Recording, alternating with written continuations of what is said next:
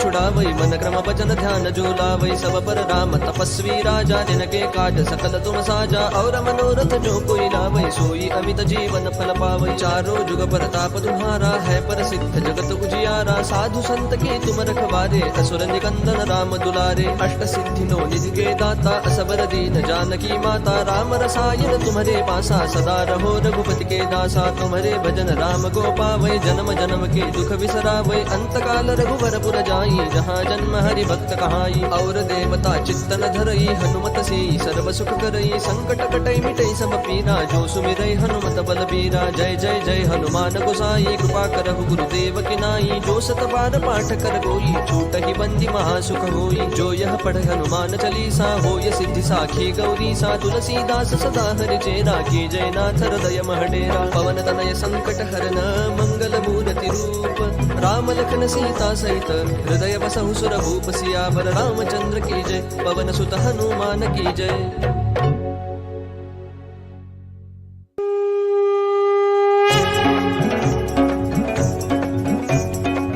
गुरु चरण सरोज रज निज मन मुकुर सुधारी बरन रघुबर बिमल जसु जो दायक फलचारी बुद्धिहीन तनु जानिके सुमिरौ पवन कुमार बल बुद्धि विद्या देहु मोहि हरहु कलेश विकार जय हनुमान ज्ञान गुण सागर जय कपीस तिहु लोक उजागर रामदूत अतुलित बल धामा अंजनी पुत्र पवन सुत नामा महावीर विक्रम बजरंगी कुमति निवार सुमति के संगी कंचन बरन विराज सुबेसा कानन कुंडल कुंचित केसा हाथ वज्र ध्वजा विराजय कांधे मूंज जनेऊ साजय शंकर सुवन केसरी नंदन तेज प्रताप महाजग बंदन विद्यावान गुणी अति चातुर राम काज करिबेको आतुर प्रभु चरित्र सुनिबेको रसिया राम लखन सीता मन बसिया सूक्ष्म रूप धरि सिहि दिखावा विकट रूप धरि लंक जरावा भीम रूप धरि असुर सहारे रामचंद्र के काज सवारे लाय सजीवन लखन जियाए श्री रघुवीर हर्षि उर लाए रघुपति कीन्ही बहुत बड़ाई तुम मम प्रिय भरत ही सम भाई सहस बदन तुम रोज सगावै अस कहि श्रीपति कंठ लगावै सनकादिक ब्रह्मादि मुनीसा नारद सारद सहित अहिसा जम कुबेर दिगपाल जहाते कवि कोविद कहि सके कहाते तुम उपकार सुग्रीव ही कीन्हा राम मिलाय राजपद दीना तुम्हरो मंत्र विभीषण माना लंकेश्वर भय सब जग जाना जुग सहस्र जो जन पर भानु लील्यो ताहि मधुर फल जानू प्रभु मुद्रिका मेलि मुख माहि जलधि लांघि गए अचरज नाहि दुर्गम काज जगत के जेते सुगम अनुग्रह तुम्हरे तेते राम दुआरे तुम रखवारे होत न आज्ञा बिनु पैसारे सब सुख लहै तुम्हारी सरना तुम रक्षक काहू को डरना आपन तेज समारो आपै तीनों लोक हाकते कापै भूत पिशाच निकट नहीं आवै महावीर जब नाम सुनावै नासै रोग हरै सब पीरा जपत निरंतर हनुमत बीरा संकट ते हनुमान छुड़ावै मन क्रम भजन ध्यान झूलावै सब पर राम तपस्वी राजा जिनके काज सकल तुम साजा और मनोरथ जो कोई लावै सोई अमित जीवन फल पावै चारों जुग प्रताप तुम्हारा है पर सिद्ध जगत उजियारा साधु संत के तुम रखवारे असुर निकंदन राम दुलारे अष्ट सिद्धि नो निधि के दाता असबर दीन जानकी माता राम रसायन तुम्हारे पासा सदा रहो रघुपति के दासा तुम्हारे भजन राम को पावै जन्म जन्म के दुख बिसरावै अंत काल रघुवर पुर जाई जहाँ जन्म हरि भक्त कहाई और देवता चित्तन धरई हनुमत से सर्व सुख करई संकट कटई मिटई सब पीरा जो सुमिरई हनुमत बल बीरा जय जय जय हनुमान गोसाई कृपा करहु गुरुदेव की नाई जो सत बार पाठ कर कोई छूट ही बंदी महासुख होई जो यह पढ़ हनुमान चालीसा होय सिद्धि साखी गौरी सा तुलसीदास सदा हरि चेरा की जय नाथ हृदय महडेरा पवन तनय संकट हरन मंगल मूर्ति रूप राम लखन सीता सहित हृदय बसहु सुर भूप सियावर रामचंद्र की जय पवन सुत हनुमान की जय।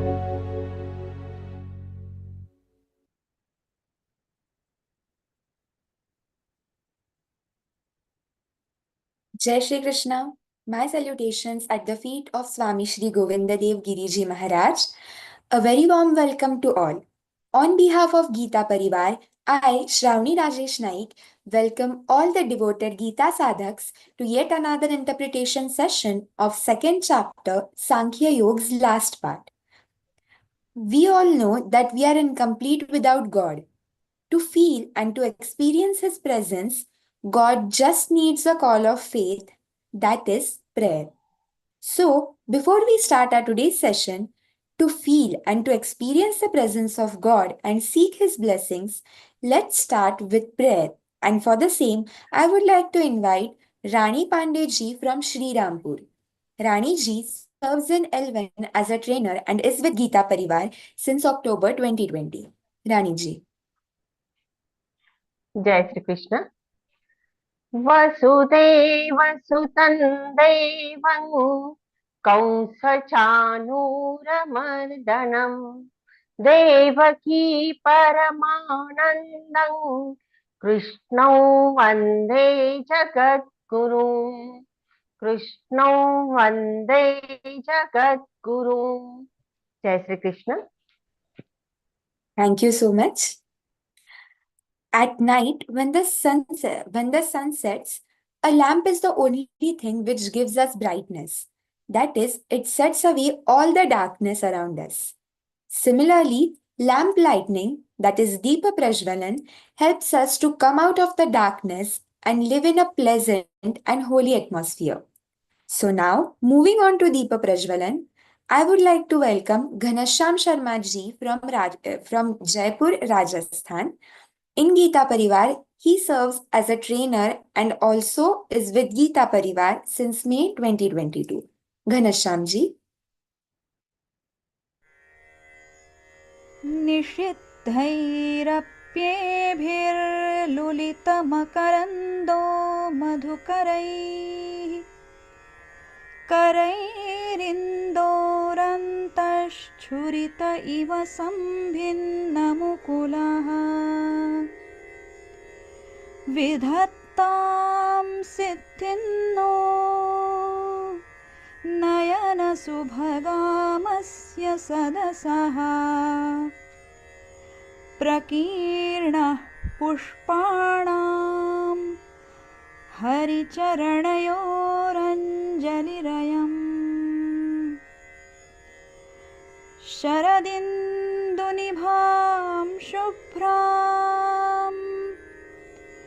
शुभ्रवस्त्रैरलङ्कृतां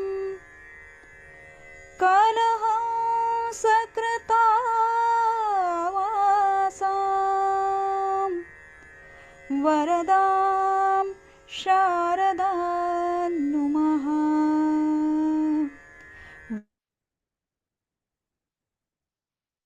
Thank you so much.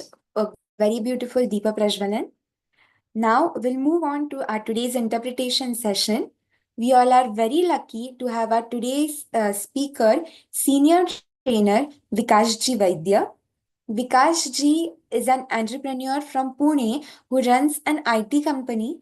He has lived abroad for 12 years and speaks 6 different languages and has been reciting the complete Śrīmad-Bhagavadgītā, that is all the 18 chapters of Śrīmad-Bhagavadgītā daily for over 5 years.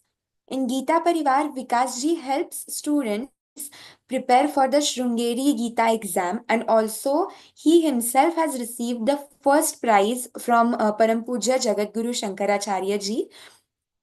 He also teaches Vishnu Sahasranam in which are taken by Geeta Pariwar Pune. His way of interpretation is very simple, and also he explains the same, giving many relatable examples. So now, as we all are eager and grateful to listen the interpretation session from you, over to you, Vikas ji. जय श्री कृष्ण। वसुदेव सुतं देवं कंसचाणूरमर्दनं देवकी परमानन्दं कृष्णं वन्दे जगद्गुरुं कृष्णं वन्दे जगद्गुरुं। जय श्री कृष्ण टू ऑल। पूज्य स्वामी जी के चरण कमलों में कोटि कोटि नमन। We are discussing Adhyay 2, Sankhya Yoga. We will conclude the Adhyay today. Last session we discussed up to Shlok number 63. Shlok 62 and 63 were like a lantern, a guidance for us in living our daily life, telling us from where the downfall starts and where it ends. Dhyayato vishayan punsas sangasteshupajayate sangat sanjayate kamah कामात् क्रोधो विजायते, and then क्रोधात् भवति सम्मोहः सम्मोहात् स्मृतिविभ्रमः स्मृतिभ्रंशात् बुद्धिनाशो बुद्धिनाशात् pranashyati. So here the story ends, starting from here. Dhyayato Vishayan Pusa. To continue further, slok number 64. Ragadvesha viyuktaistu vishayanindriyaischarana atmavasyairvidheyatma prasadamadi. Raga. Rag means the attachment. Anurag. Dvesh, jealousy. Vimukta, by one who has become free from. Vimukta. Vishaya, the sense object. Shabda, sparsha, rupa, rasa, gandha. Indriyarthe, by the senses. Charana. Charana, ascharana means to follow, to act upon. Atma vashay, under one's control.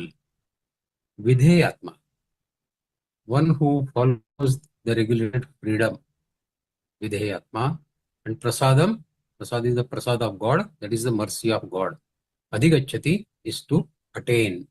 Paramatma says, an accomplished yogi who is above attachments and aversions, who has experienced the self, he has realized, experienced the self, the soul, he remains unaffected and poised in peace even while using various sense objects.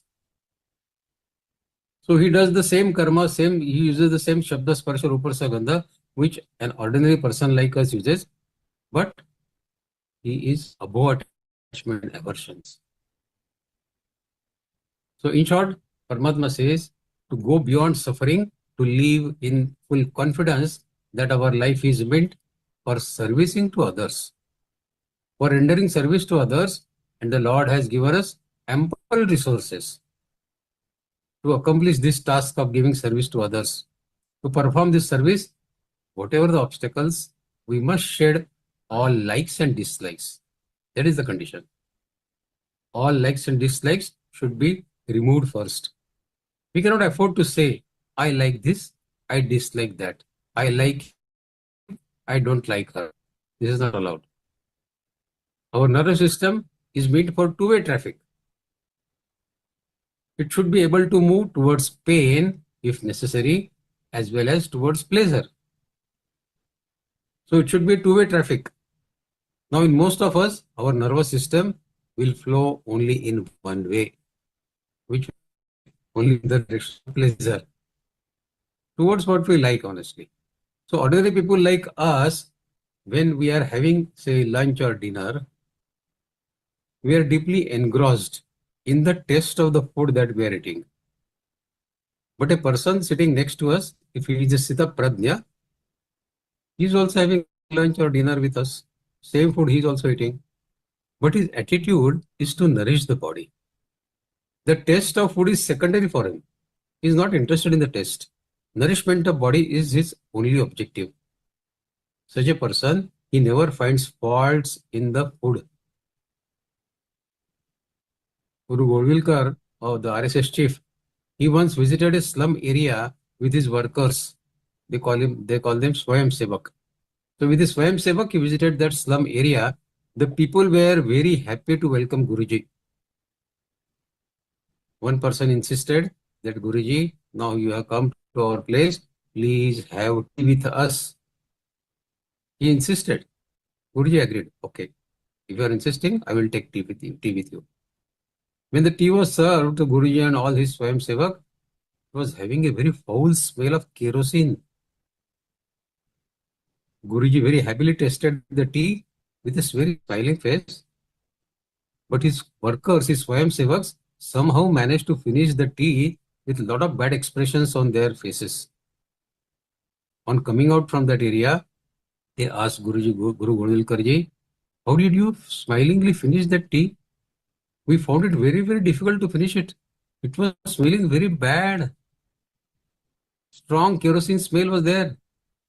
Guruji replied, I did not enjoy the tea. I enjoyed the love with which the tea was served to us.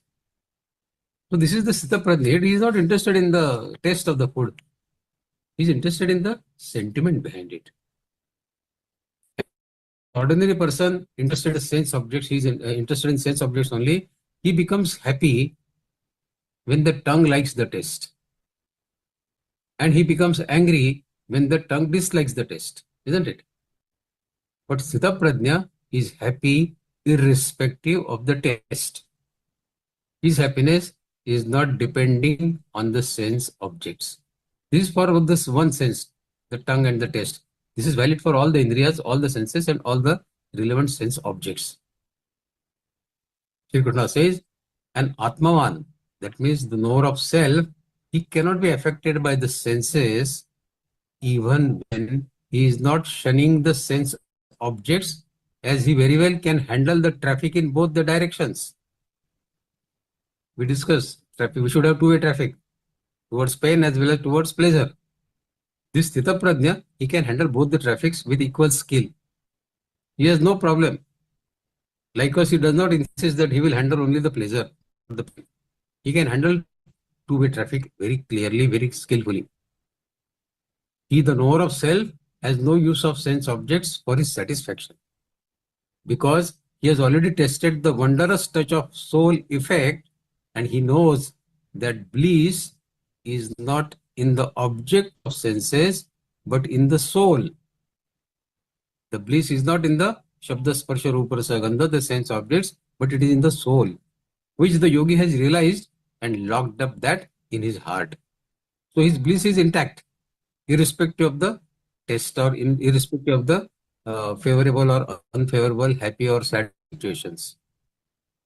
Krishna says, the one whose mind is free of attachment, Ragad and aversion, his senses automatically come within his control. Then he does not have to forcibly suppress them. There is a sect in India, followers of Goraknath, who traditionally follow certain procedures in the belief that they will be able to suppress their senses by doing so. For example, that Guru Goraknath had the knowledge of certain nerves present in the earlobes, which if pierced could prevent arising of sexual thoughts in the brain and the mind, of course. Followers of this sect of Guru Goraknath are often seen wearing huge earrings because they have pierced that earlobe. See, as they say, your brain, your mind is the real organ of sex and not the genitals. There are herbs which, when put on the tongue, they numb all the taste buds. Then you can eat any kind of food with the same taste. Some herbs, they induce the sleep. But the Lord says that the one who has control over his antakaran, whose mind is free from all attachments and aversions, even if such a person carries out all sensory activities, his eyes will see, ears will hear, nose will smell, tongue will eat or speak, same as we do. He always remains in an inner state of sheer bliss. Even while leading a worldly life, he remains a yogi. So on one hand, you have the one who forcibly suppresses his senses and in turn deludes and clouds his intellect. And on the other hand, you have this person, this yogi, this Sthita Prajna, who has freed his mind of all attachments and aversions and who has realized his self, and hence, despite leading a worldly life, he lives in total bliss. What an irony, no? The ignorant renunciate still holds on to the world in his mind, and hence bliss eludes him. Whereas the realized one enjoys the unceasing bliss despite living in the world. Magic. Let us proceed on to next shloka, 65. Further, Paramatma says, shloka number 65. Prasade sarva dukkhanam adirasyopajayate prasanna chetaso yasho vaddhe paryavatishthate. Further, Paramatma says, Prasade. Prasad is that Prasad, mercy of God, receiving the mercy of Lord, survey of all dukkhanam, miseries of the material world, hani, loss or destruction, Asya is upajayate, takes place. Prasanna cheta, of the happy-minded. Ashu is very soon. Buddhi is intelligence, we know. Avatishthate, becomes stabilized. So Paramatma says that this person, his spiritual bliss destroys all sorrows and makes the heart pure and happy. The intellect of a man, after withdrawing from the world, gets soon established in equanimity. And that is what we want to achieve, equanimity. Because equanimity is a Devi gun, God attribute. If we can acquire that, we go closer to the God, isn't it? See, the folly of treating sense objects as the source of happiness is due to our karma bandhan. Sense objects externalize the mind. Sense objects, they attract the mind to the external world, and this pursuit eludes the happiness. Internalization of mind and senses is the only remedy. If you can internalize your mind and senses, then only you can attain that peace of mind, the happiness of life. External and verbal knowledge is not of much consequence, because that does not take away the mind from the body consciousness. We may compare the central ideas of Shlok 62 and 63, wherein Paramatma said, Dhyayato Vishan Bhusa Sangaste Shupajayate, Sangat Sanjayate, Kamak Kamat Krodho Vijayate, Krodhat Bhavati Sammoha Sammohat Spriti Vibhrama, Spriti Bhramshat Buddhinasho, Buddhinashat Pranashyati. And these two shloks of 64 and 65, Ragadvesha Viyuktaistu Vishyan Indreyescharan, Atma Vasher Vidhayatma Prasad Madigachati, Prasade Sarvadukhanam Hanirasya Upajayate, Prasanna Chetaso Yasho, Buddhi Pariyavatishthe. When we compare these two shloks, the pair of these two shloks, 62-63 and 64-65, in the first set of shlokas, 62 and 63, the God cautions us that the very thought of sense objects can corrupt the seeker. Dhyayato can corrupt you. He can corrupt the would-be karma yogi. And in the second set of shlokas, 64 and 65, God says that even enjoying sense objects do not affect the karma yogi. Because an accomplished karma yogi has full control over his antakaran. It does not allow his antakaran to get affected by the sense and sense objects. If we think others before we think of ourselves, our life can see a drastic change. We all can begin this discipline in many ways in our daily life, particularly between, say, parents and children, between husband and wife. You can feel the hours of freshness by putting the other person first. Whenever, for example, whenever we go to a restaurant, it is a good idea for wife to give the menu to her husband. लीजिए ये मेनू लीजिए hotel का, restaurant का, and ask him to choose for her. आप बताइए, you know what I like, so you choose the food for me. Or the husband can ask the wife, both ways. In the early days of going this way may be hard, but if we can repeat this mantra and persist, we'll definitely find that gradually each person will be thinking only what pleases others, because then that becomes a habit of the entire family. What pleases others, I will do that. Exercise in the reduction of self-will can be done in all little matters of the daily life. Small things, but they do matter. Like hairstyle, wife can ask what hairstyle you want, or the books, or the movies, or the attitudes, or even the opinions. These values are timeless. To work for satisfaction of others, this is timeless. They were completely valid 5,000 years back when Geeta was said. They are equally valid today, and they'll be equally valid 5,000 years from now.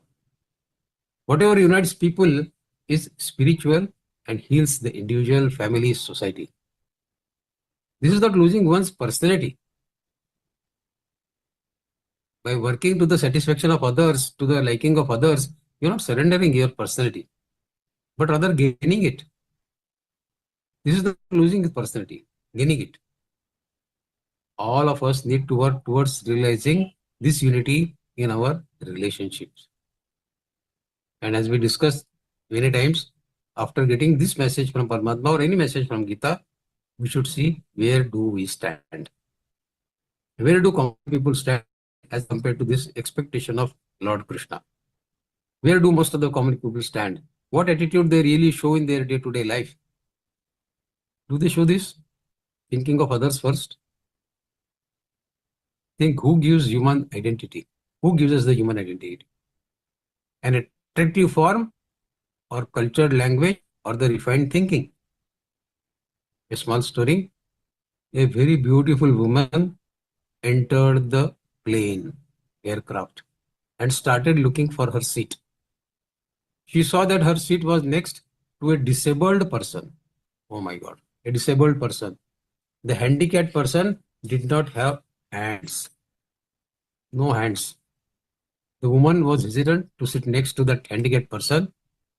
The beautiful lady said to the air hostess, I will not be able to travel comfortably on this seat. This person sitting next to me does not have both the hands. Saying that, he requested the air hostess to change her seat. The air hostess was very surprised at the woman's behavior and she asked hesitantly to her, Madam, can you tell me the reason for the same? The woman replied, I don't like such people. I will not be able to travel with such a person. The air hostess was very surprised to hear this from an educated and polite looking lady. The woman once again insisted to the air hostess that I cannot sit on this seat. That is why I want another seat. The air hostess, she looked around in search of an empty seat, but she could not find any vacant seat. The air hostess said to the woman, Madam, there is no vacant seat in the economy class, but it is our responsibility to take care of the comfort of our passengers. I will talk to the captain of the plane. Till then, you please be patient and please have something to drink. Saying this, the air hostess went to talk to the captain of the aircraft. Shortly after that, the air hostess returned and said to the woman, Madam, sorry for the inconvenience caused to you. In this entire plane, there is only one seat vacant and it is in the first class. It is in the first class, not in the economy class. I spoke to my team and we have taken an extraordinary decision. For the first time in the history of our company, a passenger is being moved from economy class to first class. The woman was overjoyed.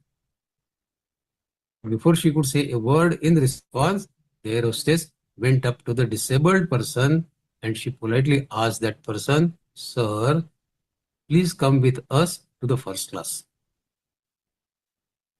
We don't want you to be bothered by traveling with a rude passenger like this lady.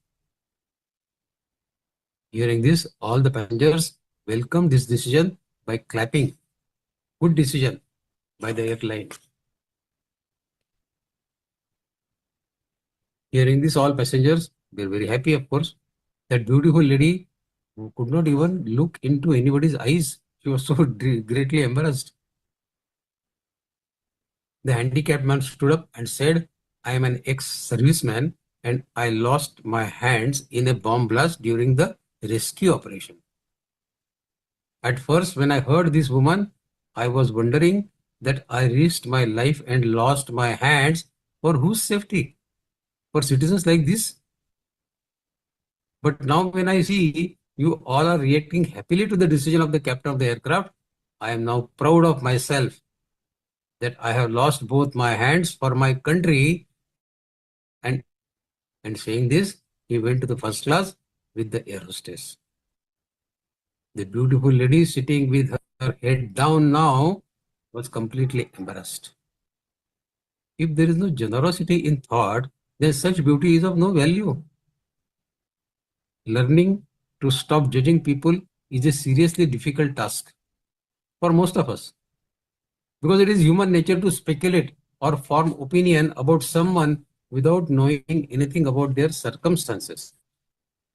When someone evaluates us, we get angry and try to justify the situations that led to that opinion of us.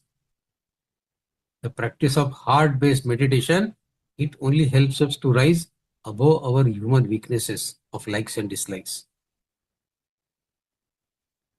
So Krishna says, get away from these likes and dislikes. The person who has gone beyond likes and dislikes, Ramakrishna Paramahamsa, he would say, he is like an autumn leaf in the wind. It floats here when the wind blows here, and it goes there when the wind blows there. And slowly it settles down on the ground. On most occasions, we can make adjustment without any disloyalty to our ideals. Sometimes good things come to us, sometimes bad things come to us. We can learn from both. We have enough resources to meet any challenge that comes to us. This approach does not reduce the joy of our life. It enables us to accept the joy that comes and also face the sorrow that comes with equanimity. And that is what we want to learn. To accept joy and sorrow in equanimity. The bliss of the inner state of being, such a person does not need anyone to make him happy. He finds happiness by himself within himself. The spiritual path is for one who is highly motivated, highly dedicated, with immense resolve for his upliftment, and who continuously thinks only about his spiritual practices. Even when such a person converses with anyone else, the topic of conversation is generally related to the spiritual growth. If we in our place keep talking about people and events only, chit-chatting, gossiping, then we are not a sadhak. We have a long distance to travel. We are not a sadhak then. Okay, to continue this discussion further, Paramatma says in Shlok 66, Nasti buddhare yuktasya, nacha yuktasya bhavana, nacha bhavayata shantir, ashantasya kutas sukham. Ashantasya kutas sukham. How can you get peace of mind? How can you get happiness? So Paramatma says, Ayuktasya. Ayuktasya, one who has no control over his mind and senses. Buddhi, buddhi, we know intellect, vyavasayatmika buddhi. Ayuktasya, in that person who does not have that determined intellect. We have discussed this, vyavasayatmaka buddhi and avyavasayatmaka buddhi. Vyavasayatmaka buddhi is only single pointed, single focus. Attaining Paramatma is the sole objective of my life. This is vyavasayatmaka buddhi. And avyavasayatmaka buddhi is something which is related to the material world. I want this, I want that, all that. Bhavana, bhavana, the nishkam karma bhav. Kuta, kuta means how? Ashantasya, person who is without peace of mind. So Paramatma says, a person not established in the self, he lacks intuitive wisdom, and such a person of uncontrolled, disunited mind is far from wise. He is far from wise. How can he meditate? How can he be at peace? And when you know no peace, how can you know the joy? When you know no peace, then how can you be at joy? Here there is no mention of religion in this shloka, or of spiritual life, or of even God. Shri Krishna is simply asking Arjuna what intelligence anyone has who is not united within. Who is not united within. Try to imagine an automobile whose four wheels want to go off in four different directions. This is actually what is happening with most of us. The senses are always running outwards towards the stimulation. The mind runs in the direction of agitation. The intellect goes in the direction of argumentation. And the Atma, the poor fellow, he just sits there watching and saying, we cannot do anything with this car. All the wheels are running in different directions. We can't do anything with this car. These people should not be given the driving license. And this particular car should be called off, to be recalled. Meditation and spiritual disciplines mentioned in Bhagavad Gita are for putting all the four wheels of our car back on the same road, not running in different directions. Krishna further says, Nasti buddhari yuktasya na chayuktasya bhavana. If you are not united inside with all your desires flowing towards one goal, your desires are scattered in different directions of material world, they are not flowing towards one goal, you cannot get access to your deeper creative faculties of your own mind. This is practical language. If you want to be a great painter, you do not try to be a sculptor or a financier or a linguistic expert. You want to be a painter, no? You cannot say that, well, painting is one of the many things I am going to do. If you want to do painter, if you want to become a painter, do painting, no? Why do you scatter your mind in different directions? Let it be single pointed, focused on that objective, what you want to attain in your life. Then the Lord continues saying that, the chabhavyakta shantir. There is no harmony inside. If there is no harmony inside, if there is no unity inside, how can you have peace? Isn't it? This is something all of us can understand. If we are restless inside, if there is a war going on inside us, wherever we go, no matter whatever luxuries we live in, we will never feel safe and secure. This is a fact. Then Paramatma further says, Ashantasya kuta sukham. When you have no peace in your heart, how can you know the joy? The purpose of meditation and spiritual disciplines is to lead us to joy. We may be a little skeptical about this so-called joy in the initial stages of the path of spirituality. Meditation is joy. Who says meditation is a joy? We may have this question. Getting up early in the morning when it is more joyful to sleep, and you say meditation is joy? Eating less, is it a joy? When eating more is joyful, how do you say eating less is joy? And putting other people first, is it a joy?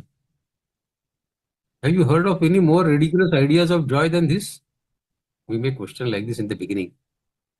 These are not unnatural questions. People may ask these questions.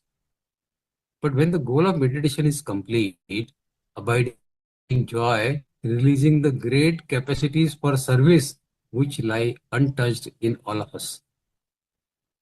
When trouble and turmoil come, let us remember that it is the Lord's way of saying, don't forget me, I'm here, don't forget me. Let us be grateful when the Lord says joy. Yes, of course. Because we all need joy. But let us be equally grateful when He sends us sorrow, physical ailments, mental distress, or financial breakdown. Because this can enable us to turn inwards to remember Him. As we discussed, Kunti used to say to Lord Krishna to keep giving some sorrows to her and not only happiness. Because she said, I remember you more when I'm in distress, when I'm in sorrow. So we should be able to welcome sorrows and happiness both together in equanimity. Ramakrishna used to say that our love for God should be great as the love of a miser for gold, the love of mother for her child, or the love of a lover for the beloved. All combined together. Our love should be more than this, all three combined together. This is the kind of bhakti we should try to inculcate, to cultivate in us. In our repetition of mantra, we are asking the Lord to come and help us out. Because we cannot lift ourselves up by ourselves. We find it difficult. For those who have this simple faith in God that He will lift us up, the time may come when they will receive an indication from the Lord, when the Lord receives our prayers again and again for helping us out, the Lord will come and say, "You are mine." And when we get that indication in our life, we do get sometimes that indication. We should consider that indication as the grace of God on us. And we should properly use that grace. We should not misuse that grace of God for attaining material pleasures.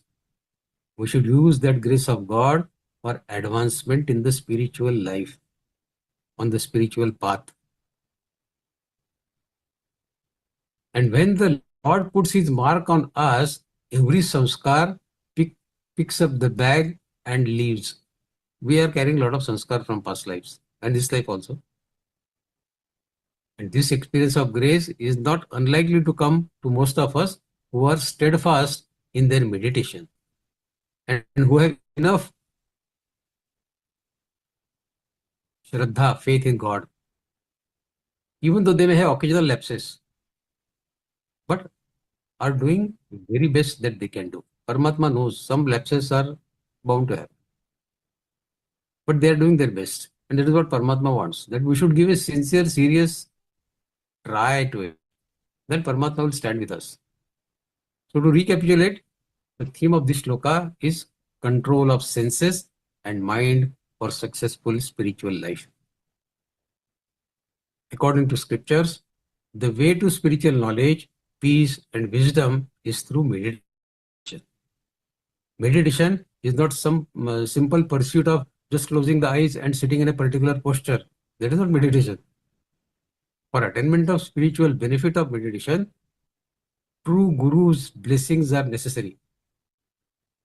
It is not only by following with devotion the instructions of Guru, but firmly believing that yes, if I follow instructions of my Guru, I will attain Paramatma during my meditation.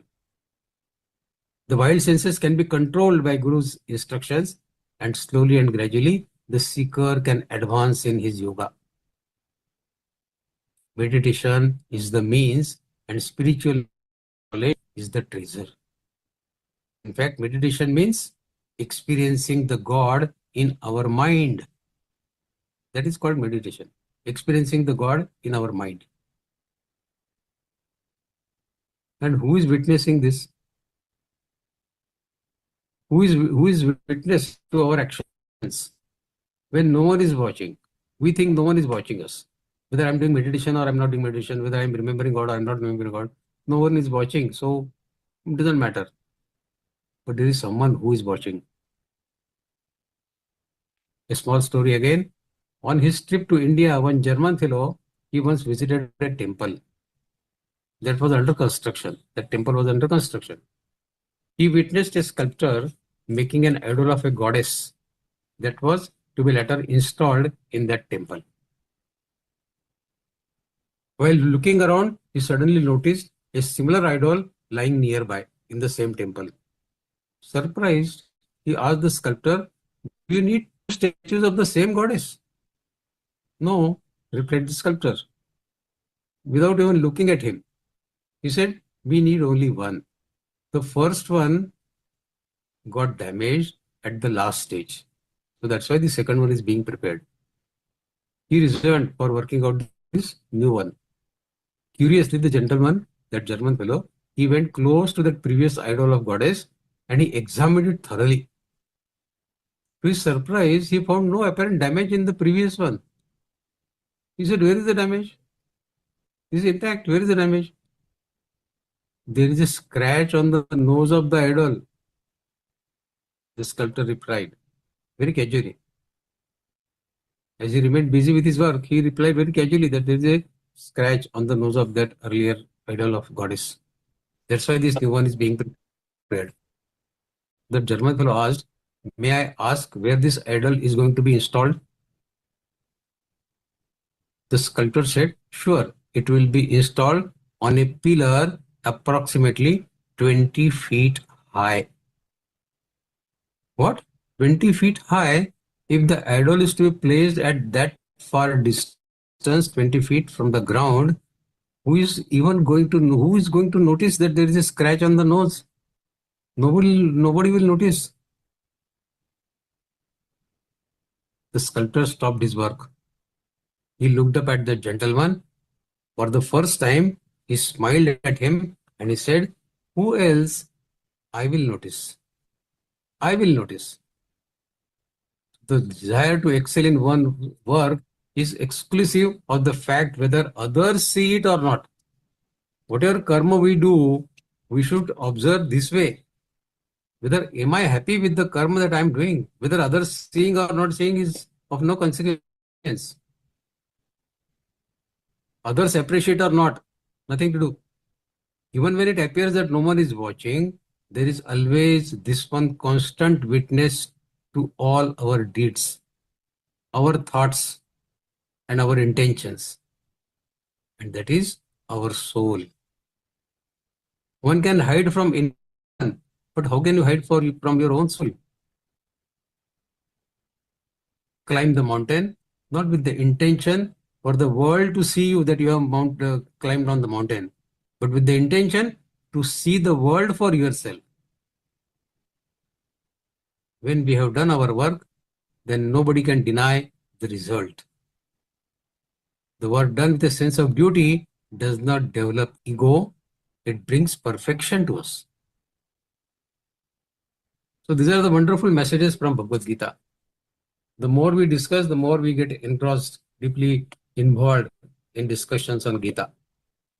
So to continue this discussion with Slok 67, Paramatma says, Indriyanam hi charatai yanmano nuvidhiyate tadasya harati pradnyao vayur navamivambhasi. Wonderful slok. Paramatma says, anuvidhiyate, becomes constantly engaged. Charatam, while roaming around, roaming. Harati is to hijack, to take away. Pradnya is buddhi, intelligence. Vayu is wind, we know that. Navam is the boat. Ambasi on water. So Paramatma says, as stormy wind sweeps away a boat at sea, likewise, when the senses wander amidst the sense objects, just a single sense, single indriya with which the mind associates is powerful enough to abduct Arati, the intellect of the deluded ones. Not of the Sitaprajna ones, of the deluded ones. Those who have no control over their mind and senses. So for them this may happen. This does happen. See, we all have heard the famous poem explaining the tragedy of our human life. That Solomon Grundy, maybe you remember that poem. Solomon Grundy, born on a Monday, christened on Tuesday, the naming ceremony on Tuesday, married on Wednesday, took ill on Thursday, worse on Friday, died on Saturday, buried on Sunday. This is the end of Solomon Grundy. Do we want to live life like Solomon Grundy? See, we agreed that sense control is a challenging exercise, not a very easy exercise. It's a challenging exercise. It needs the Guru's given techniques to be used and followed up with deep devotion. The mind rules over the senses, and unless it is controlled, senses cannot be controlled. Senses, being reckless rebels, are to be controlled slowly, softly, and effectively. Like an adept sailor who steers clear the boat to the destination despite storm, an ardent yogi has to be vigilant to ward off the sense pressures. The Lord says that just as the boat at sea gets swept away in a storm, likewise, the storm of your desires sink the boat of your senses, mind, and intellect. Drifting in ocean of this world, this material world. And when we say senses, it means the combination of senses and minds. Because the senses cannot function without mind. Can an unconscious person smell anything kept right under his nose? He's unconscious. How can he smell? No. So it is the senses which the mind that allows senses to enjoy that sense object. Can a man have any physical urge for a beautiful damsel made to stand in front of him when he is in the state of deep sleep? Not possible. This is because the sense doorway through which the mind is to turn outward so as to interact with the outside world is now closed. So when the mind is closed, the senses cannot do anything. At that time, the senses are as if they are dead. The Lord says that when the storm of desire arises in any of your senses, it is enough to sweep you away in the direction of those senses. When your mind interacts with the sense object through whichever sense, this one sense is enough to drown you, to plunder your intellect. Senses are that powerful. We discussed that in the hypnosis case last time also. A group of boys, they were driving on their motorcycles when their attention got distracted by a beautiful girl on a scooter. So they started following up her and kept on doing so until she reached her home. And after she had gone, one of the students, he said, by the way, were we not supposed to go somewhere else? Why we have come this way? The other hastily replied to that fellow saying that, oh dear, we were heading for our tuition classes and we got distracted here. Look where we are now. So the one sense organ, that is the eyes, was enough to lead the boy's intellect astray. One sense object. And one sense was enough. Eyes was enough to distract their way.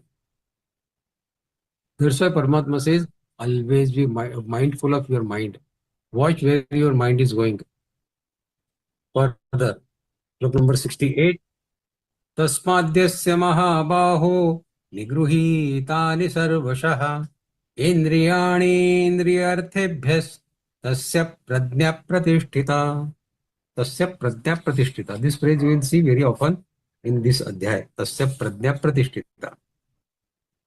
So Paramatma says, O mighty arm, Mahabaho, Arjuna, that means, therefore, he whose senses stand withdrawn from their sense objects, only such a person is wise and poised. See, the point being explained is that when the senses are attached to the sense objects, then intellect is outwardly exposed. In such a state, intellect is unfit and capable of seeking the self. You cannot attain self-realization. What is required is to withdraw the senses from their respective sense objects and direct them inwards. Direction is to be changed. They are looking outward to the material world. Direction will be changed to inward. A wise man keeps his poise and balance by following this course of action, changing the direction of senses and mind inwards.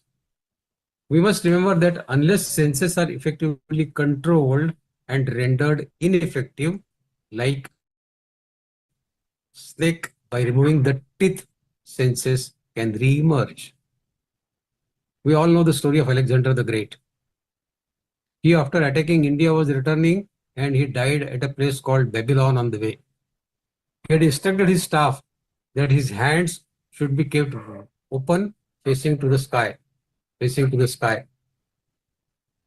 When his last journey was taken, he had instructed his staff that you take my last journey when my hands will be open and facing to the sky.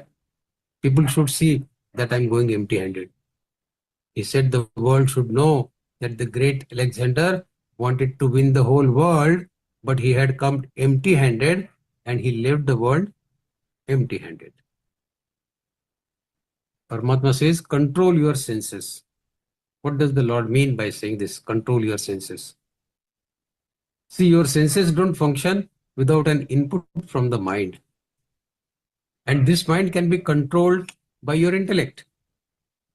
The mind is fickle and wayward. It can go in any direction at any moment. Even you do not know where your mind will go the next moment. But the intellect knows what is right and what is wrong.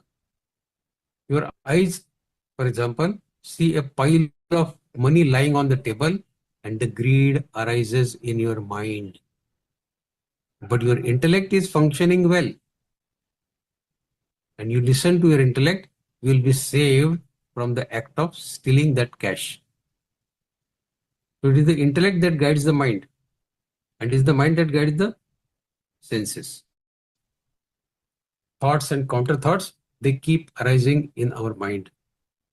For that is the nature of mind, thoughts coming and going.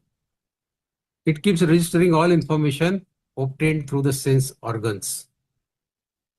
And due to presence of attachment and aversion, the mind keeps on thinking about either possessing or avoiding the sense object. But if you use your intellect, the discriminatory wisdom, Viveka Buddhi, as to what is right and what is wrong, what is in your interest and what is not, then your wavering mind will get quietened automatically, provided we use our discriminatory wisdom, our Viveka Buddhi. Now this slok, 68, and the earlier slok what we read, are a comment upon our fate of modern civilization. What faces if we do not correct our habits of sense gratification at all times. Anyone who follows the seductive call of our senses, which promises satisfaction, security, and fulfillment, is likely to meet disaster. The Lord therefore tells us to train our senses, to turn them from turbulent masters to the obedient servants. They should not rule us. We should rule them. They are our servants. Unfortunately, the reverse of it happens. They are our turbulent masters. We need to convert them to our obedient servants. Without this spirit of discriminating senses and sense restraint, all of us, we risk the danger of rebellion and continuous riots inside our mind. And an agitated mind, how can it do spiritual sadhana? Impossible. So all you need to do is to purify, to sublimate your intellect. There is nothing else to be done. This is the only thing to be done, to refine your intellect, to purify your intellect. What can one do to become Parabrahma? The Guru will say, you were, you are, and you will always be Parabrahma. So what does the Guru do? When you go to a Guru for his Upadesha, what does the Guru do? The Guru simply refines you and purifies your intellect, nothing else. He simply refines and purifies your intellect. That is all. And then when you finally see things as they really are, you realize that I am the one for what I was looking for. I was looking for Parabrahma, and with refined and purified intellect, I now realize that I am Parabrahma. So the Guru has refined and purified your intellect and made you realize what you really are. The intellect gets turned when this revelation comes. Stunned with astonishment. The mind gets completely silenced. And what is left is Shunya. That Shunya, what we call as Parabrahma. Next sloka, 69. Further, Paramatma says, Ya nisha sarva bhutanam tasyai jagarti sanyami yasyai jagrati bhutani sa nisha pashyato munehe. Wonderful slok. What is night for common people? The spiritually wise are awake during that time.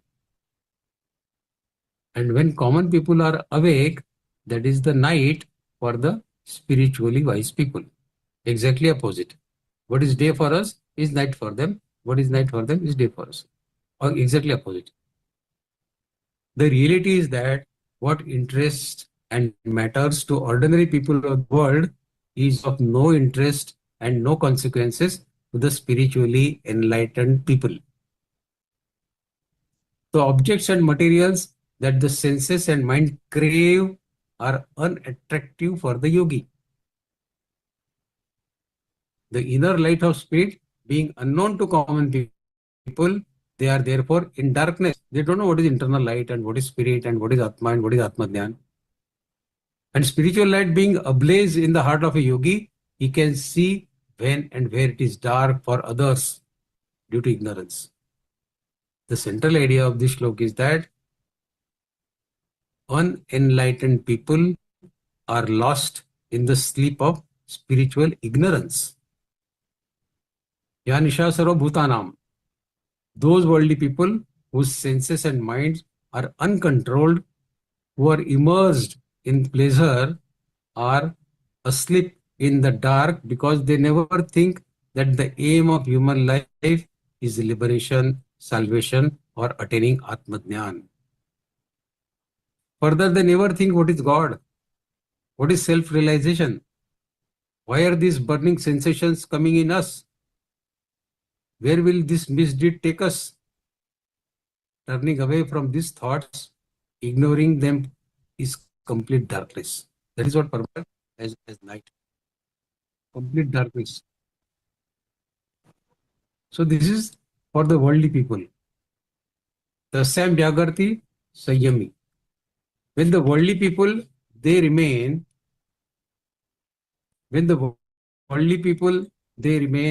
asleep in the dark, having no inclination towards the God or the God realization, the seer, the sages, who has controlled his senses and mind, who has no attachment for pleasures and prosperity, and whose aim is only God realization.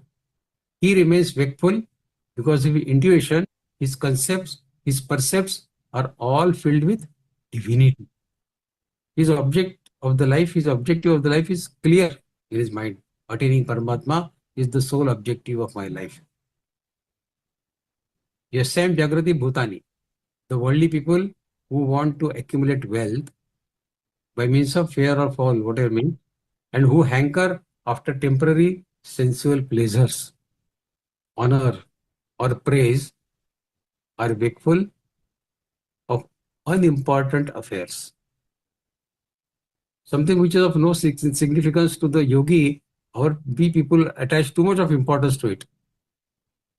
So that is Yasyam Jagrati Bhutani. Yar Sanisha Pashyato Mune. The worldly people feel very happy and deem themselves very wise in enjoying and hoarding worldly pleasures. These, the seer, the sages, in the state of divine knowledge and supreme bliss, perceives as dark. They think this is waste of time. This, in their opinion, is the darkness. What is darkness? To feel happy and to deem very wise and enjoy and hoard the worldly pleasures is a sign of darkness, is a sign of night for those seers. This latter part of Shlok is very important and holds a deep meaning. Human beings perform all their worldly activities in the daytime, when they are physically awake. And as the Lord has clearly explained in Shlok 62 and 63, Dhyayato Vishan Punsa Sangaste Shupajayate, Sangat Sanjayate Kamak Kamat Krodho Vijayate, Krodhat Bhavati Sammoha Sammohat Svati Vibrava, Pranashat Buddhinasho, Buddhinashat Pranashati. These two shlokas, generally these activities which we hold during the daytime involve contemplation on sensory objects, Dhyayato Vishan Punsa, which leads to attraction, enchantment developing for those objects. This attachment in turn leads to rising of desires, and these desires, when not fulfilled, it leads to anger. And note, if the desires do get fulfilled, it will further strengthen the attachment. So both ways it will harm you. You get fulfilled, you get more attached to it. If it does not get fulfilled, you get angry. And anger, it plunders the memory, acquired knowledge. The memory of all acquired knowledge goes through window when the anger takes place. And this in turn leads to destruction of our intellect. Now, what is day for worldly people? The yogi regards that as night. What does being awake means to worldly individual? Generally, sense gratification of mind attained by interacting with the world through different senses. When we are wakeful, this is the only thing which we keep doing. Unless we know Gita, of course. This state of waking is akin to night for a yogi. To always do contemplation of material object, material senses, material subjects, Shabda, Sparsha, Rupa, Rasa, Gandha, and get involved only in that contemplation all the time is akin to night for a yogi. This means that the yogi does not contemplate on sensory world and hence has no attraction, no attachment of the intellect. When the worldly people are awake, a yogi sleeps.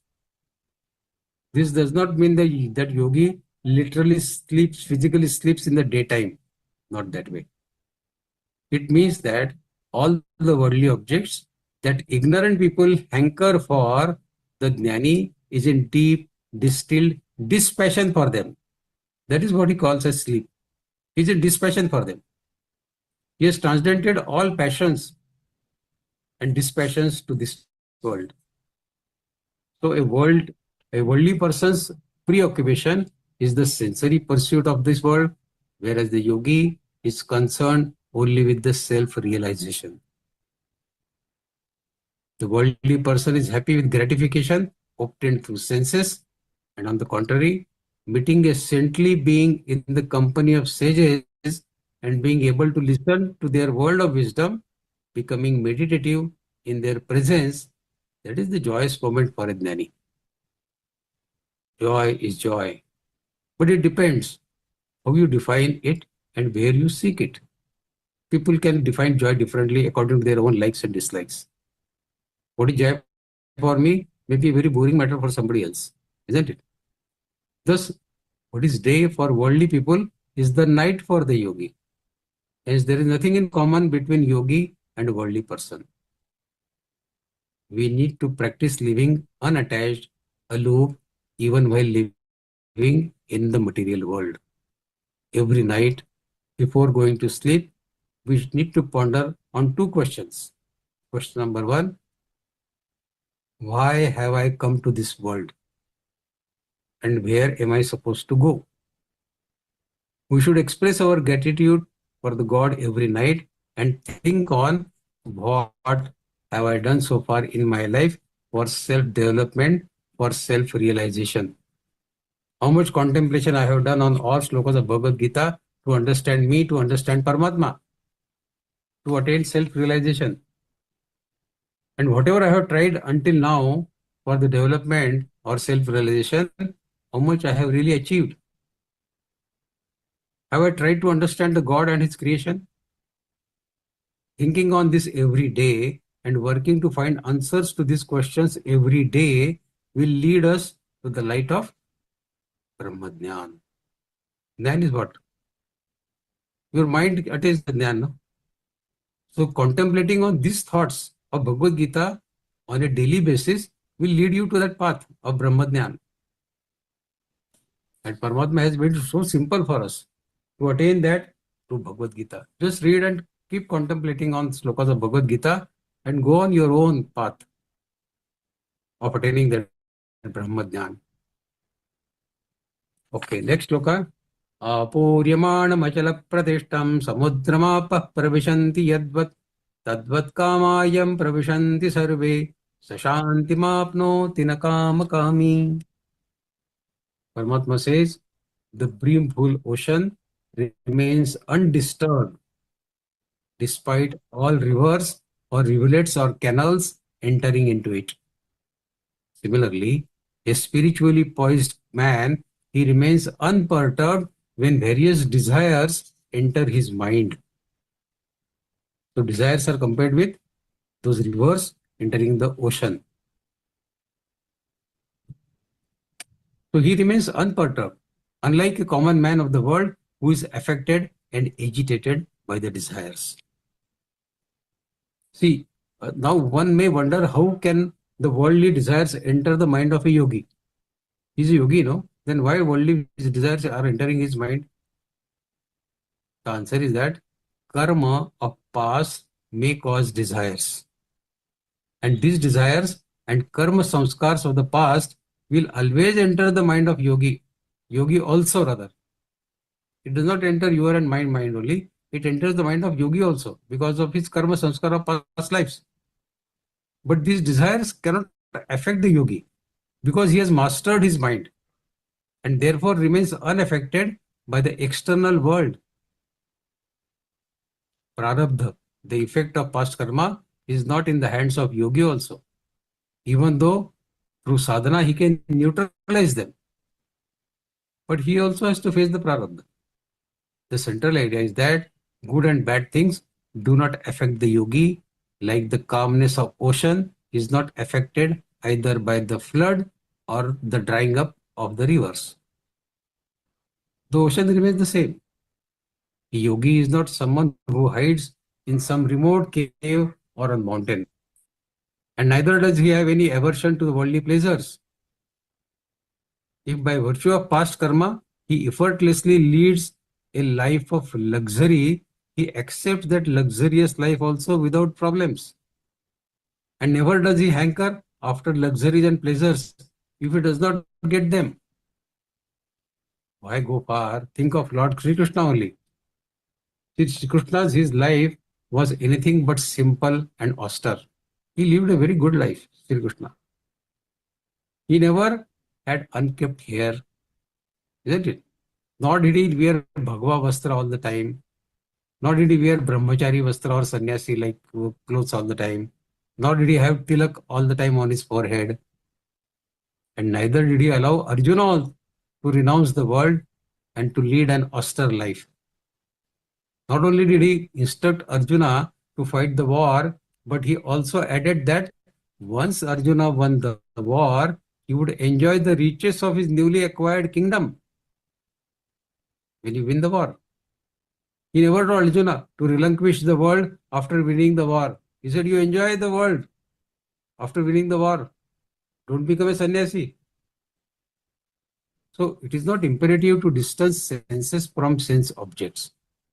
Eradicating attachment from the mind is what is needed. Eradicating the attachment from mind is what is required, what is expected by Shri Krishna. Shri Krishna advocated path of living gloriously where there was no room for being pathetic or miserable. Paramatma doesn't expect us to live pathetically or to be in miserable condition. There is no one more opposed to poverty than Shri Krishna.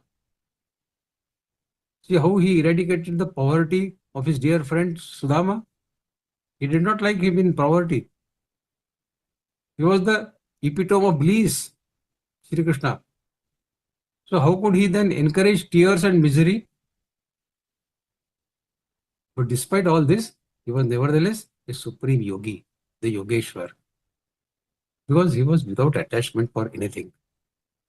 See, when this Yogeshwara steals the clothes of gopis or the butter from their homes or slaying Shishupal or Ashwathama by deceit, we should conclude that even after performing all sorts of action, he remained untouched, unaffected, totally detached from all of that. He played his divine game as a witness, without any attachments or aversions. He is teaching the same to Arjuna, to realize his real self and to perform all actions transcending all attachments. So actions have to be performed devoid of attachment. Devoid of attachment. Further, slok number 71, Paramatma says, Vihaya kamanya sarvan pumanscharati nispruhaha nirmamo nirahankaras sashantimati gacchati. Shri Krishna says, those people who abandon all desires of the heart and all the longings for I and mine, moving freely everywhere in a detached way, they attain peace. They attain peace. Moving freely everywhere means that these spiritually realized people talk, walk, and conduct themselves like various other people because some of their past karma samskar or prarabdha have not been fully worked out and exhausted. So they also can be seen talking, walking like us. But such worldly actions do not affect them at all. Because desire is the cause of motivated action. And such people are above desires. So there is no question of any bondage for them, of the actions, of the karmas that they do. They are fully aware of the karma samskar, prarabdha law. We know it, so why they will not know it? Even ordinary people like us know karma samskar and prarabdha. So an enlightened person, of course, knows this. They do neutralize their operation. They being enlightened, even though working, are free, always peaceful. The central idea of this sloka is that yogi living in the world is not the part of the world. He is not the part of the, he is not the world. He is living in the world, but he is not the world. See, whatever you relinquish, you give up. Remember that you can revert back to it again. Like a child offers his chocolate to you, and the next moment he takes it back from you. The desire to give up everything is also, at the end of day, a desire. And it is changeable. It is irrevocable.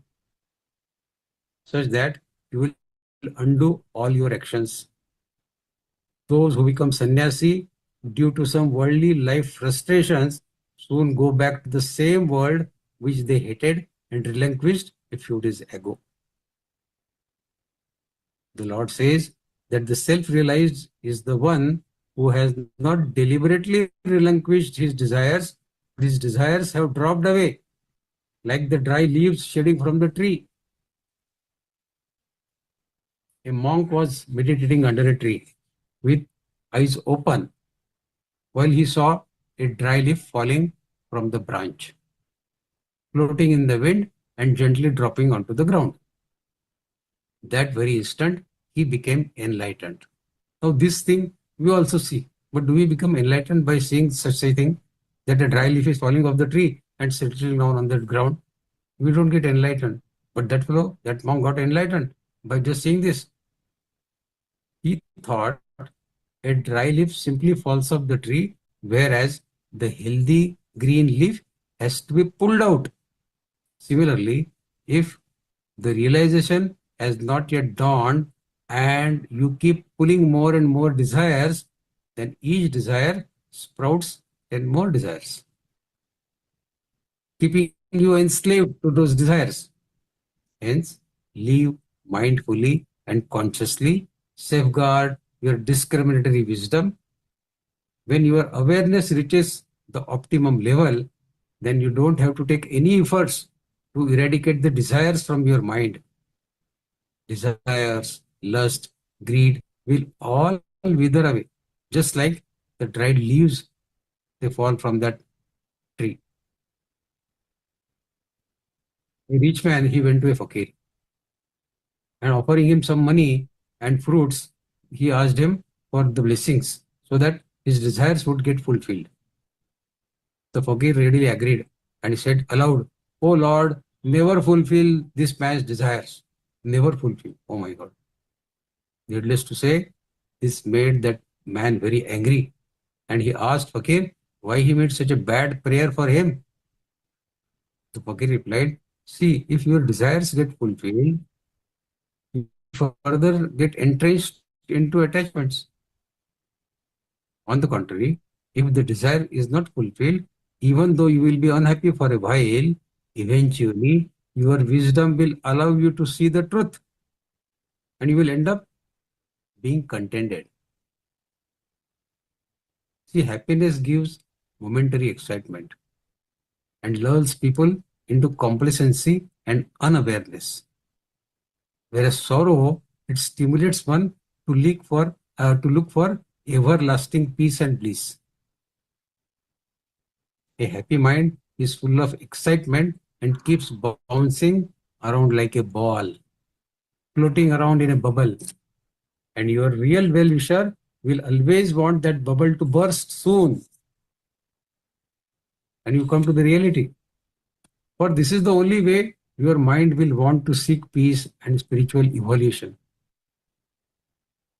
That's why people say that when you are living a life of very high luxury, that is your Vinash Kal. Vinash Kal is that when you are very happy, that is the beginning of Vinash Kal. It may sound funny, but it is a fact.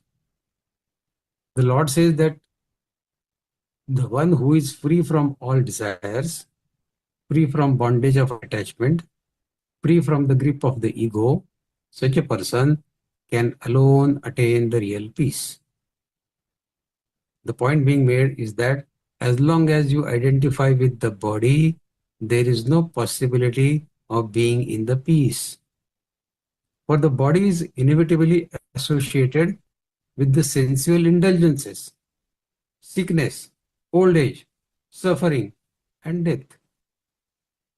Moreover, when the pleasures experienced at the body level are invariably momentary and temporary, and if you identify with mind, then at that level, mind is inevitable occurrence of agitation, worries, grief, and sufferings. Being made is that as long as you identify with the body, there is no possibility of being in peace.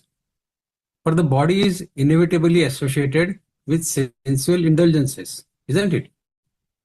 For the body is inevitably associated with sensual indulgences, sickness, old age, suffering, and death. Moreover, even the pleasures experienced at the body level are invariably momentary, temporary. And then if you identify yourself with the mind, then at the level of mind, there is inevitable occurrence of agitation, worries, grief, sufferings. And if you identify with intellect, at the level of intellect, there is uncertainty, irresolution, ignorance, and lack of wisdom. So it is only when one disassociates, ceases all identification with the body, mind, and intellect that one realizes in the essence, I am peace, I am bliss. Every time you become confused, anxious, worried, know that you have fallen from your real nature and instead have got stuck at the level of mind and intellect. Your real level is not mind and intellect. Your real level is that soul, that Paramatma. You have fallen from that, and that's why you are getting worried, anxious. Don't be stuck in your mind and intellect. This pseudo identity. This is not your identity. This is pseudo identity. And know who you really are. Okay, we go to the last shloka of this day now. Esha brahmi sthiteh partha nainam prapya vimuhyati sthitva syamandakale pibrahma nirvana mrichati. Paramatma says, O beloved Arjuna, the one who has realized his real self, who has attained Parabrahma, he never ever falls back into the trap of attachment again. He remains in that state right until the hour of his death. His inner state of being never changes despite all his interactions with the objective world. So that means this attainment has to be done only once. Then you never fall from it. Note that when such a realized individual associates and interacts with this phenomenal world, it is possible that some ripples may arise in his mind also. After all, he will be dealing with objects and people, just as you do and me do. And in that process, he will be accepting some and rejecting some things.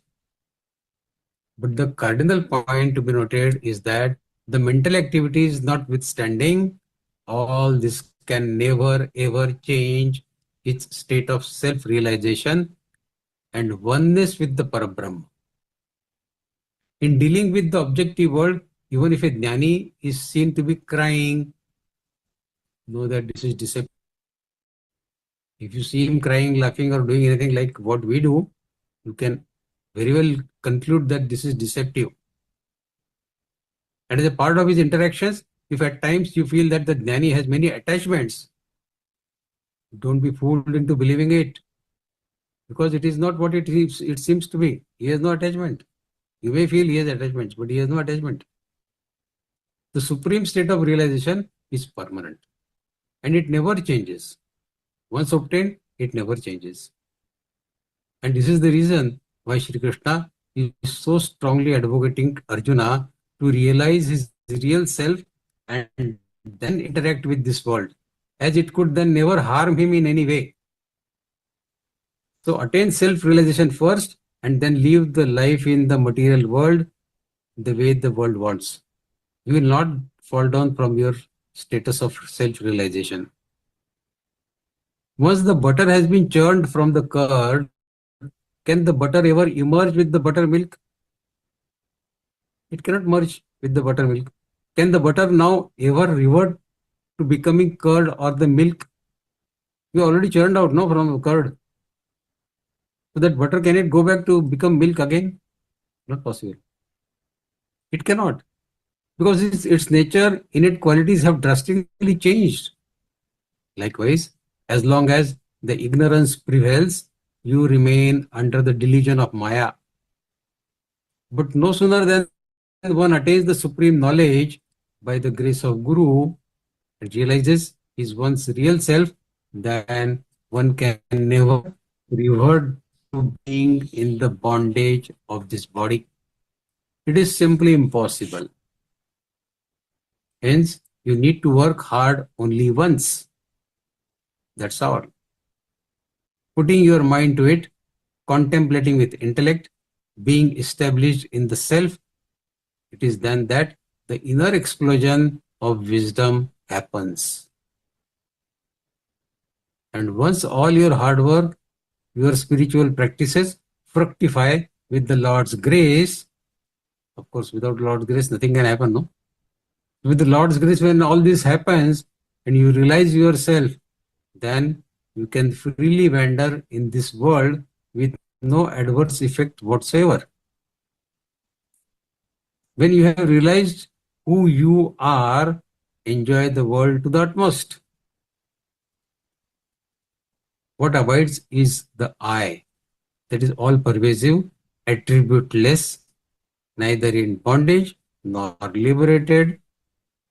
I that has no desires, for I am everything, everywhere, and all times, always in equanimity. I am indeed the eternal truth. I am the pure Chaitanya. I am the bliss. I am all-knowing Parabrahma. When this realization comes, how can you fall from it anytime? You cannot end your life in this material world. You have to live the number of years that you are destined to live. But once you have attained this self-realization, then whatever number of years you remain, you live in this life, nothing can distract you from this thought that you are Parabrahma. So you have to attain this thought only once. And once you attain it, you never fall down from it. So this is a great revelation Paramatma has given, that this all hard work, you have to do it only once.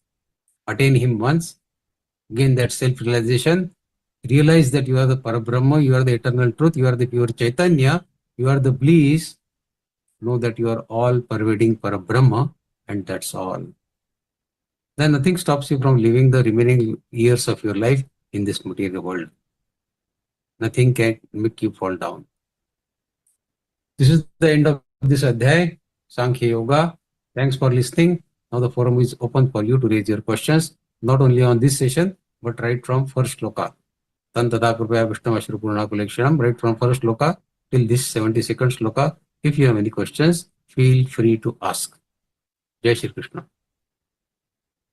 हितं मन्मना भव मद्भक्तो मद्याजीमान् नमस्कुरु मामे वैष्यसि सत्यन्ते प्रतिजाने प्रियोऽसि मे सर्वधर्मान् परित्यज्य मामेकं शरणं व्रज अहं त्वा सर्वपापेभ्यो मोक्षयिष्यामि मा शुचः इदं ते न तपस्काय न भक्ताय कदाचन न च शुश्रूषवे वाच्यं न च मां योऽभ्यसूयति य इमं परमं गुह्यं मद्भक्तेष्वभिधास्यति भक्तिं मयि परां कृत्वा मामे वैष्यत्य संशयः. Thank you so much, Vikas ji, for such a beautiful interpretation session, for explaining the meaning of all the shlokas deeply and also in such an easy way. I request the participants from the joint participants, and if any one of you have any doubts, please raise hand and keep your camera on so that we can unmute you. Sudhakar ji. Jai Shri Krishna. Jai Shri Krishna. Shri Krishna Bhaiya. Just I heard that sir, you will be reciting every day all the total Gita chapters, sir. It is Yes, a very we are thankful to you for telling this thing. Sir, how much time you take, sir, to recite all the Gitas? When I started, it used to take 2.5 hours. Now it takes 1.5 hours. 1.5 hour, all the slokas, sir. Yeah. Thank you, sir. Kindly give us some advice, sir, what how to do, because having completed all the 4 levels, we need your blessings. I am 73. I just want to know some piece of small advice to all of us, sir. Small book of Bhagavad Gita. Keep Sir. this book always with you, whether you are traveling or whether you are Sir. going to some friends or relatives or anywhere. You Sir. will definitely have some spare time somewhere. Every time you are not fully occupied. So open this book. Whenever you have even 10 minutes time, open the Sir. book and read the one adhyay. Reading one adhyay doesn't take much time. Yes, sir. So be in the habit of having this book all the time with you and keep reading this Gita. And if you have learned by heart some adhyay, then nothing like it. When you are taking a morning walk or evening walk on your terrace or in the garden or anywhere, keep chanting Bhagavad Gita. That is the easiest way of doing it. You don't have to sit down at one place and recite all 18 adhyayas in one go. You can do it anytime. 3 adhyayas now, 4 adhyayas in the afternoon, another 6 adhyayas in the evening. Like that, you can spread it depending upon your timetable. God doesn't say you should sit at one place and read my adhyay. You can do it anytime. Okay. But the willingness has to be there. Yeah. Okay. And once this becomes a habit, then you cannot sleep. Without completing 18 adhyayas of Gita, you cannot sleep. That is a tragedy. Sir, thank you so much, sir, for the advice. I will definitely follow, sir. Thank you, sir. Namaskar. Thank you. Lakshmi ji. Jai Shri Krishna Bhaiya. Jai Shri Krishna. Bhaiya, I started listening to your Vivation sessions from 2nd chapter. So I liked your Vivation very much. So I would like to listen to all of other 18 chapters. Are those available in Geeta Pariwar app? Yeah, from tomorrow we'll start 10th Adhyay. So tomorrow you can attend the first session of 10th Adhyay, Vibhuti Yoga. Okay, this is the first. You can find my videos for L3 all Adhyay, 1, 3, 4, 5, 6, 7, or L2 Adhyayas, 9, 14, 16, 17. And now this is L4. So you can find most of the Adhyayas on vivachan.learngeeta.com. Okay. But this Okay, Bhaiya. Yeah. One more question. I ended the L4. So I attended in Hindi and English so many Vivachans, but I remember not all. I remember only few. So how can we remember all the meanings of these shlokas? Abhyasena konteya vairagyanica grijyate. The same question was asked by Arjuna, that the mind is fickle, mind is moving here and there. Paramatma has replied, Abhyas and Vairagya. Abhyas means doing the same thing again and again. Okay. To read the same shlokas again and again. To recite same thing again and again. And Vairagya, that means not running away to Himalayas, but try to disconnect from the outside world. Okay. If you are getting Thank attracted you. to the outside world and then you want to continue this sadhana also, it may become a little difficult. So try to have as minimum relation with the outside world as possible and do practice abhyas. Abhyas and vairagya are the only things with which you can attain whatever you want. Okay, thank you. And I would like to thank you you answered so many of my questions in this second Adhyay Vivation. So I don't have any more questions. Thank you very much. Thank you. Thanks a lot. If anyone more has any questions, please raise hand. Or else we'll move towards concluding our program. Is it okay?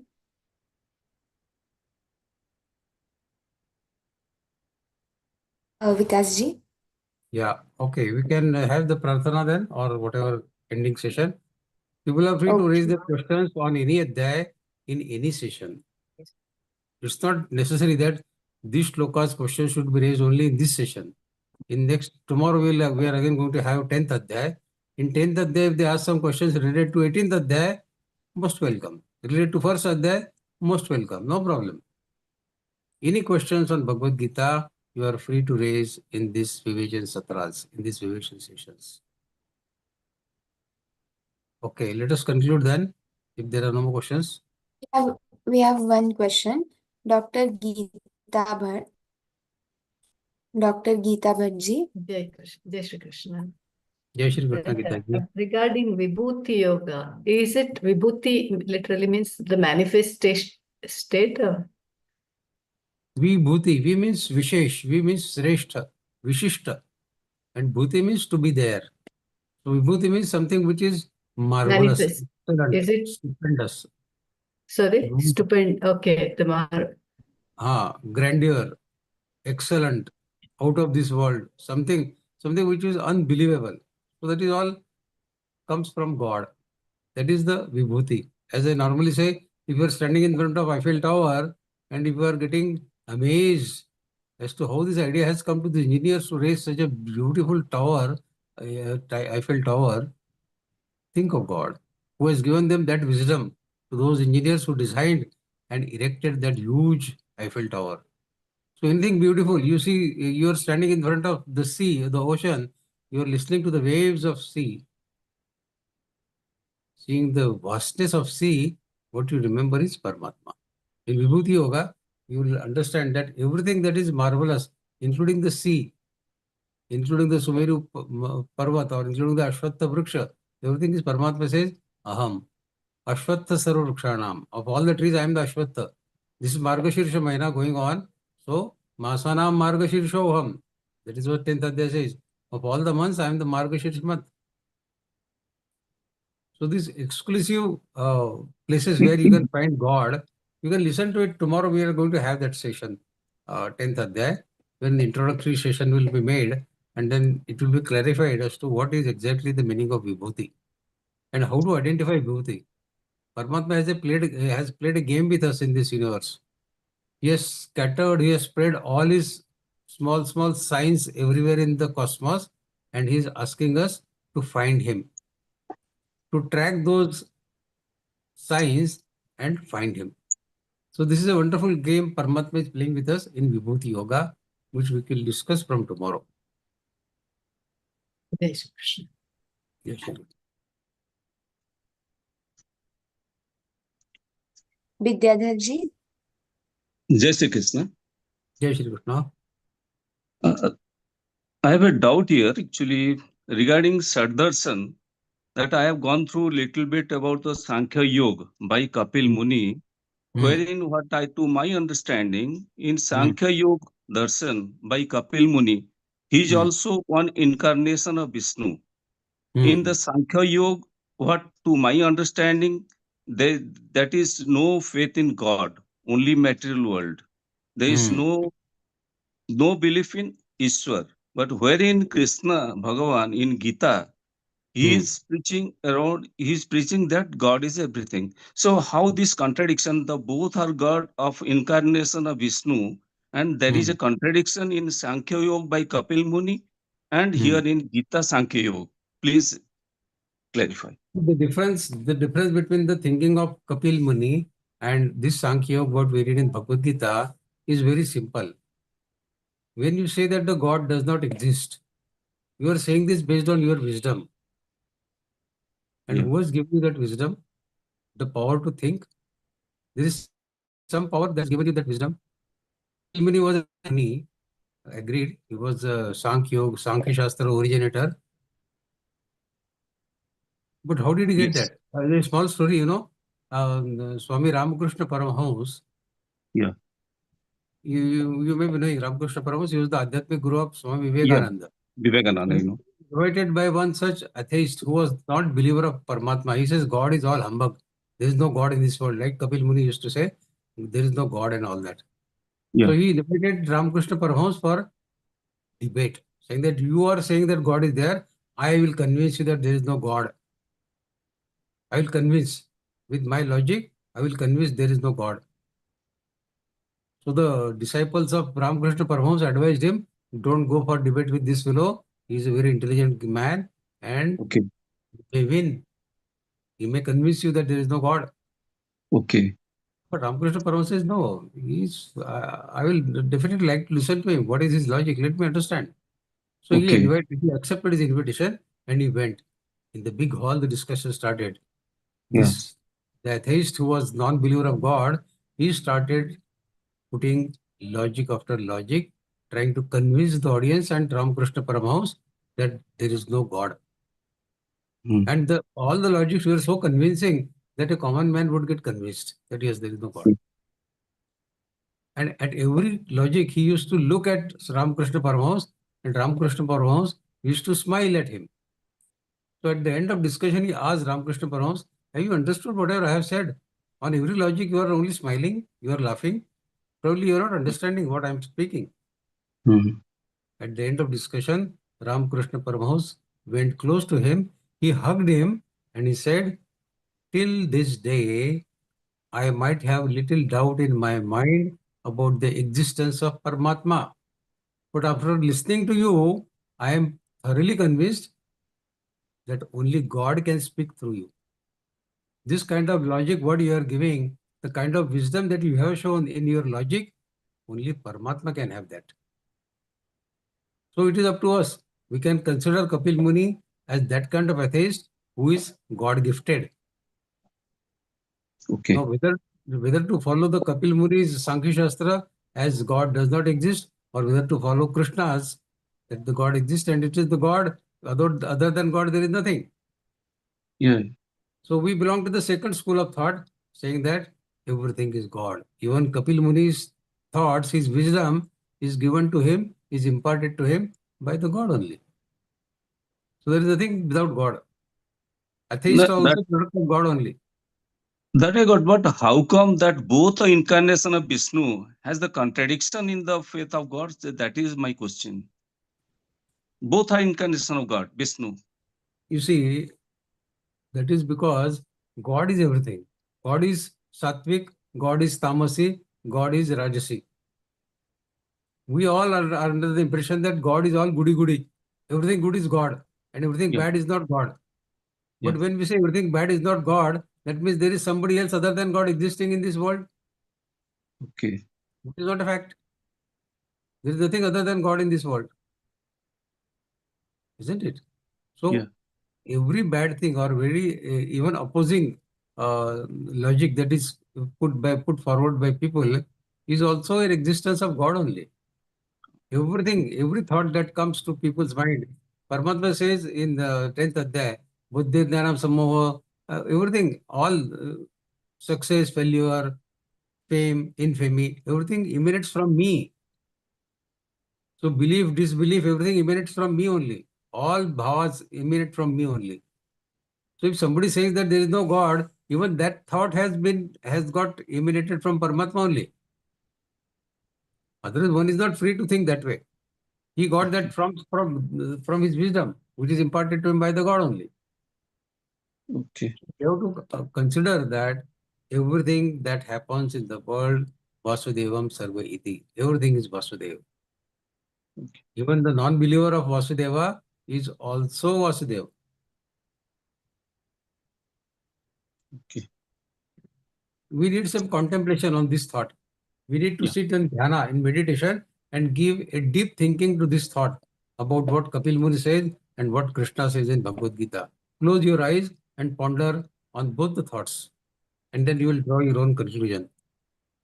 that whatever we are living in is all Vasudevam Sarvaiti. Yeah, okay, sir. Thank you. A.F. Hirvane ji. Swamiji, when we think or we say, then we get asakti. How asakti comes automatically in the mind, that is not understood actually. Kindly tell me something about this, please. Kindly throw light something about this. Yeah, okay. Can you repeat your question, please? We want to know why Asakti comes to us. No. No, when we think or about the Vishaya, then asakti comes actually. And that asakti is leading so many conditions. How asakti is coming actually? Asakti is a result of our past karma samskar. Whatever karma we have accumulated in our past lives as well as in this life, they spring us in front of us as our prarabdha anytime. And those karma samskars, they rule not only our body, but they rule our mind and our thoughts as well.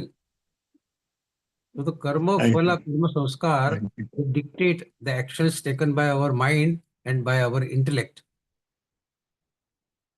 That is the reason that the asaktis, the attachments get created. Attachments and aversions is a part of mind game. And that mind is ruled by your karma samskars of the past. So whatever you do, you are doing some sattvic karma. Like we are discussing this Bhagavad-Gītā, it's a sattvic karma. This is also a result of our past karma samskar. But when we do something rajasi or tamasi karma, that is also a result of our past karma samskar. Now asakti gets into our karma because of our past karma samskar.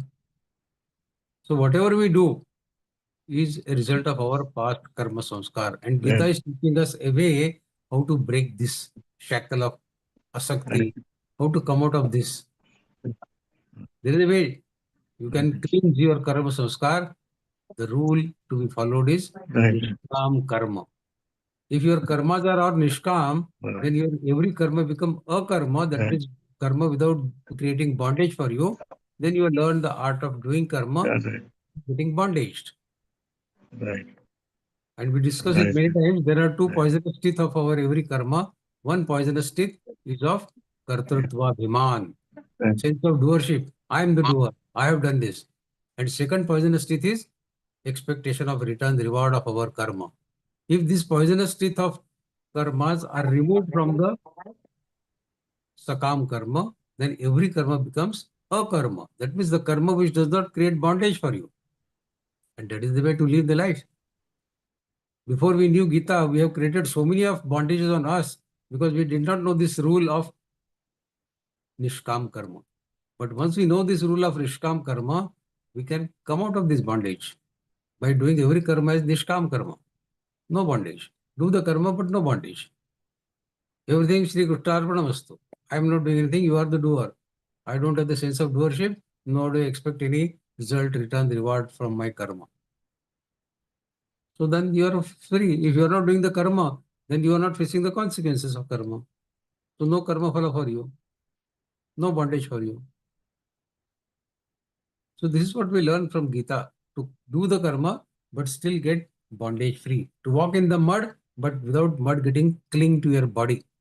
Use the gumboot, use the raincoat of your nishkam karma and walk through the mud of karma, and the karma will not sting to you. It will not stick to you. You will be free and you will be clean of all mud. Even if you walk in the mud of karma. Karma is a mud. It gives you bondage. But there is a technique that walking in the mud is possible without mud getting to your body. That is what we learn in Gita, Nishkam Karma Yoga. Remove this kartrutva bhiman and remove this sense of expecting return reward, then you are free. No karma can create a bondage for you. So no asakti then. Okay, any more questions?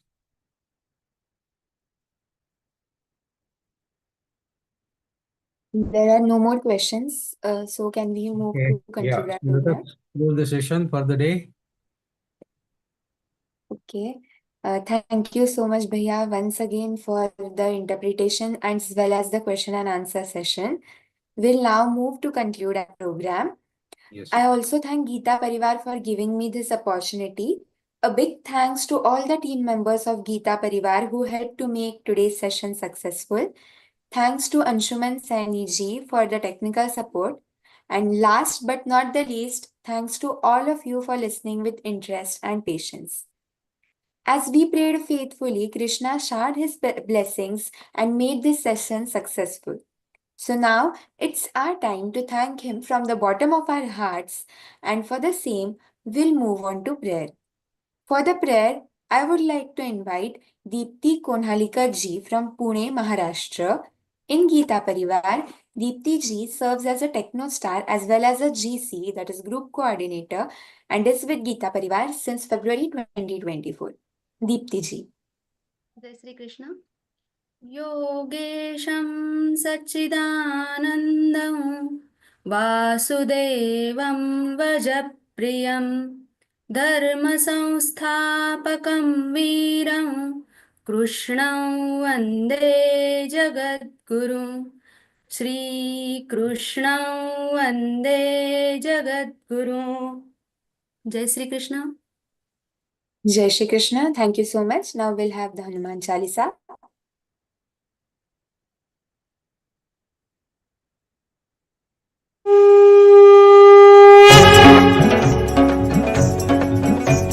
Shri गुरु चरण सरोज रज निज मन मुकुर सुधारि बरन रघुबर बिमल जसु जो दायक फलचारि बुद्धिहीन तनु जानिके सुमिरौ पवन कुमार बल बुद्धि विद्या देहु मोहि करहु कलेश विकार जय हनुमान ज्ञान गुण सागर जय कपीस तिहु लोक उजागर रामदूत अतुलित बल धामा अंजनी पुत्र पवन सुत नामा महावीर विक्रम बजरंगी कुमति निवार सुमति के संगी कंचन बरन विराज सुबेसा कानन कुंडल कुंचित केसा हाथ वज्र औ ध्वजा विराजय कांधे मूंज जनेऊ साजय शंकर सुवन केसरी नंदन तेज प्रताप महाजगवंदन विद्यावान गुणी अति चातुर राम काज करिबेको आतुर प्रभु चरित्र सुनिबेको रसिया राम लखन सीता मन बसिया सूक्ष्म रूप धरि सिहि दिखावा विकट रूप धरि लंक जरावा भीम रूप धरि असुर सहारे रामचंद्र के काज सवारे लाय सजीवन लखन जियाए श्री रघुवीर हर्षि उर लाए रघुपति कीनी बहुत बड़ाई तुम मम प्रिय भरत ही समभाई सहस बदन तुम रोजस गावै अस कहि श्रीपति कंठ लगावै सनकादिक ब्रह्मादि मुनीसा नारद सारद सहित अहिसा जम कुबेर दिगपाल जहाते कवि कोविद कहि सके कहाते तुम उपकार सुग्रीव ही कीन्हा राम मिलाय राजपद दीन्हा तुम्हरो मंत्र विभीषण माना लंकेश्वर भय सब जग जाना जुग सहस्र योजन पर भानु लील्यो ताहि मधुर फल जानू प्रभु मुद्रिका मेलि मुख माहि जलधि लांघि गए अचरज नाहि दुर्गम काज जगत के जेते सुगम अनुग्रह तुमरे तेते राम दुआरे तुम रखवारे होत न आज्ञा बिनु पैसारे सब सुख लहै तुम्हारी सरना तुम रक्षक काहू को डरना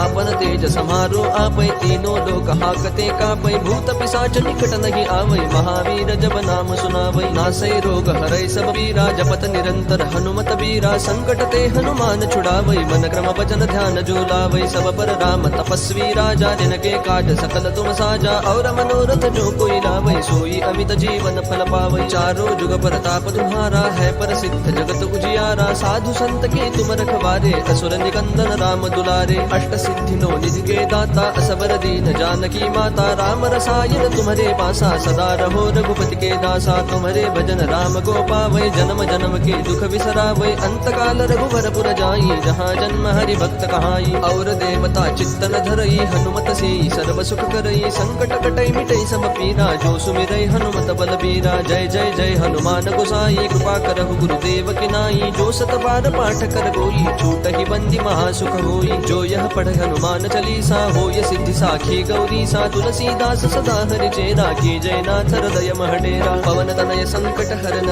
मंगल मूर्ति रूप राम लखन सीता सहित हृदय बसहु सुर भूप सियावर रामचंद्र की जय पवन सुत हनुमान की जय Jai Shri Krishna, everyone. Thank you so much for attending today's Artha Vivechan session, interpretation session. Once again, thanks to